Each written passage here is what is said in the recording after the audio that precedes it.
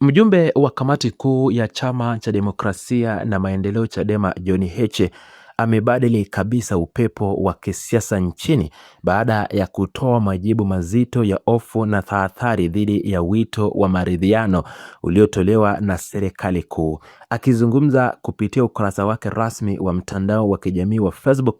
chini ya masaa 24 tangu Rais Samia Suluhu Hassan avunje ukimya wake,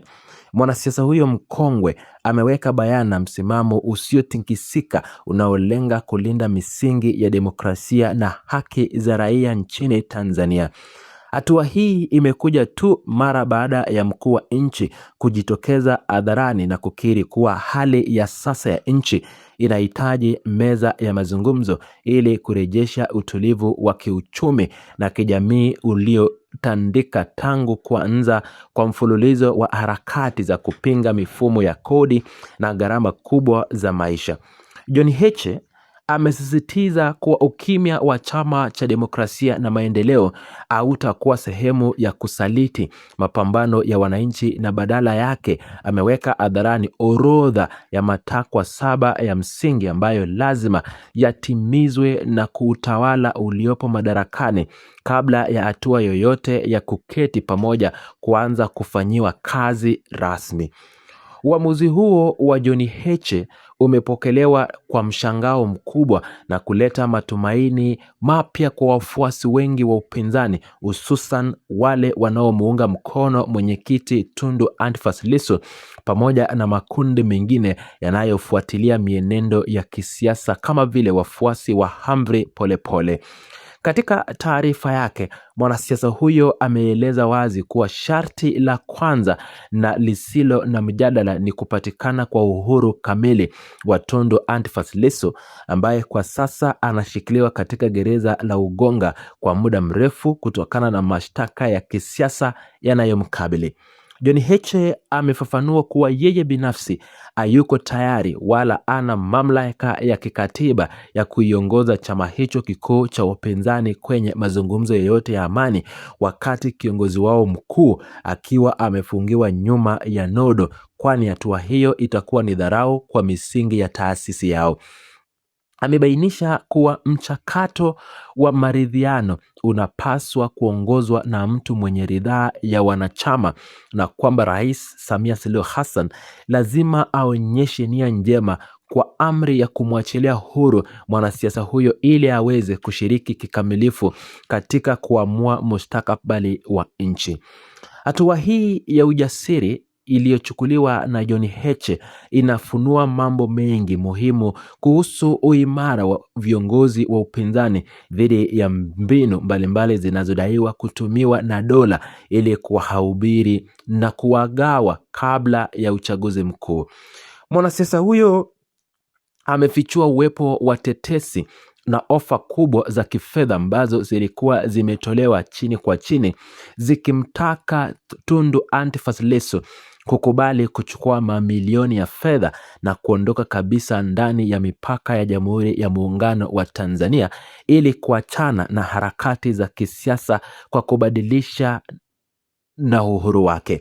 Kulingana na maelezo hayo, ofa hizo zote zilishindwa kufua dafu kutokana na msimamo dhabiti wa kiongozi huyo ambaye amekataa kuuza utu wake na haki za Watanzania kwa maslahi binafsi ya kifedha. John Heche ametumia mfano huo kuonyesha kuwa viongozi wa kweli hawawezi kununulika kirahisi, na kwamba serikali haina chaguo lingine zaidi ya kukubali ukweli wa mabadiliko ya kisiasa yanayodaiwa na nguvu ya umma mitaani. Uchambuzi wa mambo unaonyesha kuwa shinikizo hili jipya kutoka kwa John Heche limekuja wakati mwafaka ambapo serikali inakabiliwa na mkwamo mkubwa wa kifedha uliosababishwa na athari za maandamano ya amani ya Sabasaba yaliyopita. Matukio hayo yaliyosababisha shughuli zote za kibiashara kusimama, nchini nzima, ambapo wanabiashara wengi walifunga maduka yao na kuacha mitaa ikiwa mitupu, jambo ambalo limelemeza mamlaka ya mapato katika utoaji wa ada na ushuru wa kila siku. Mdororo huo wa kiuchumi ndio uliomlazimu Rais Samia Suluhu Hassan kujitokeza kueleza umuhimu wa maridhiano ili kuzuia uwezekano wa kutokea kwa maandamano mengine makubwa yaliyopangwa kufanyika tarehe 8 Agosti mwaka huu wa 2026 na wanaharakati mbalimbali. Serikali inafahamu vyema kuwa uchumi wa nchi hauwezi kuhimili raundi nyingine ya migenyeko ya kibiashara, hasa ikizingatiwa kuwa hasira za vijana wa kikazi ama kizazi kipya zimekuwa zikiongezeka kila siku hadi kwenye majukwaa tofauti ya kidijitali.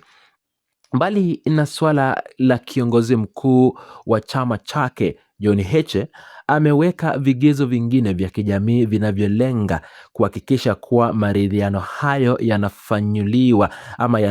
yanawanufaisha wananchi wa kawaida na sio tu viongozi wa ngazi za juu.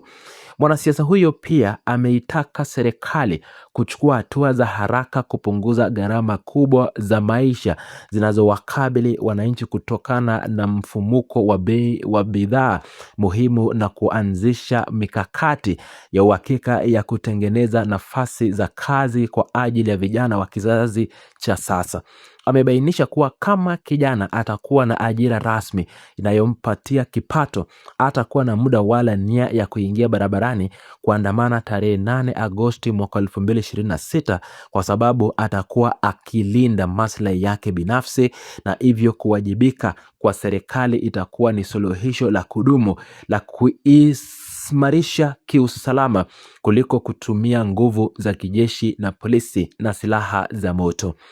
Sharti lingine lililotajwa na John Heche linahusu utoaji wa haki kwa waathiriwa wote walioathirika wakati wa harakati za huko nyuma, ikiwa ni pamoja na wale waliokumbana na ukatili wa vyombo vya dola katika maandamano ya tarehe 29 Oktoba mwaka jana na yale ya Sabasaba. Kiongozi huyo ameeleza kuwa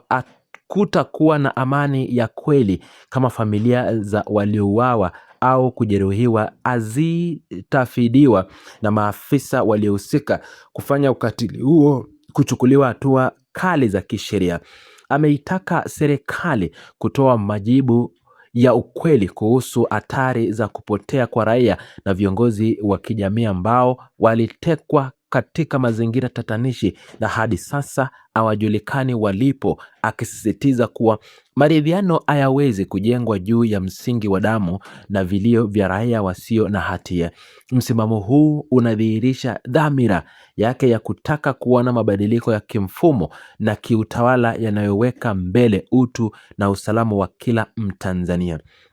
Kujitokeza huku kwa John Heche kunaleta taswira mpya ya jinsi vyama vya upinzani vinavyoweza kutumia nguvu ya hoja na kadi za kimkakati kubadili mwelekeo wa siasa nchini baada ya kukubali kila wito unaotolewa na watawala. Harakati za vijana kwenye mitandao ya kijamii zimekuwa nguzo kuu inayounga mkono kauli hizi ya John Heche, kwani wananchi wengi wamechoka na siasa za ahadi zilizotekelezwa na sasa ama zisizotekelezwa, na sasa wanataka kuona vitendo vya makusudi vikifanyika ili kurejesha usawa na amani. Hali hii inamweka Rais Samia Suluhu Hassan katika nafasi ya kufanya maamuzi magumu kati ya kukubali masharti hayo 7 ili kunusuru uchumi wa nchi au kuendelea na msimamo mkali wa kutoachilia wafungwa wa kisiasa, hatua inayoweza kuwasha moto mwingine wa harakati ifikapo mwezi wa 8 kote nchini.